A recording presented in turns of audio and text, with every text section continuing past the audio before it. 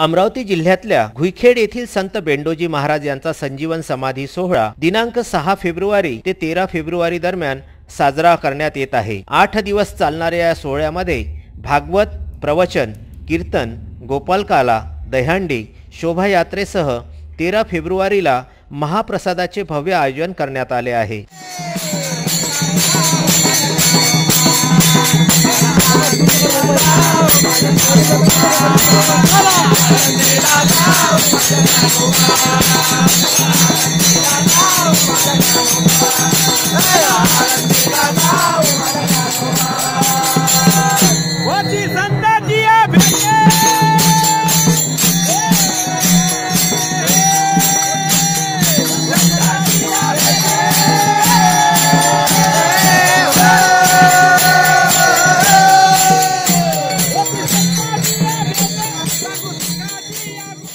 सहा फेब्रुवारीला मंदिरामध्ये तीर्थस्थापना, कलशस्थापना, अभिषेक, लघुरुद्राभिषेक संस्थानचे अध्यक्ष वसंत घुईखेडकर यांच्या हस्ते करण्यात आले।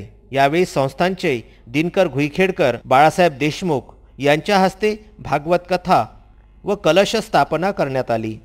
हरिभक्तपरायण मोहोड महाराज, हरिभक्तपरायण ज्ञानेश्वर महाराज शास्त्री पैठण, हरिभक्तपरायण पडोळे महाराज निंभी, हरिभक्तपरायण अर्भट महाराज, हरिभक्तपरायण कल्पना ठाकूर, हरिभक्तपरायण पांडुरंग महाराज मुरुमकर, हरिभक्तपरायण योगेश महाराज खवले यांचे कीर्तन या निमित्ताने होत आहे। 13 फेब्रुवारीला हरिभक्तपरायण उमेश महाराज जाधव आळंदी यांचे काल्याचे कीर्तन यावेळी होणार आहे। या यात्रा महोत्सवामध्ये दाखल होणाऱ्या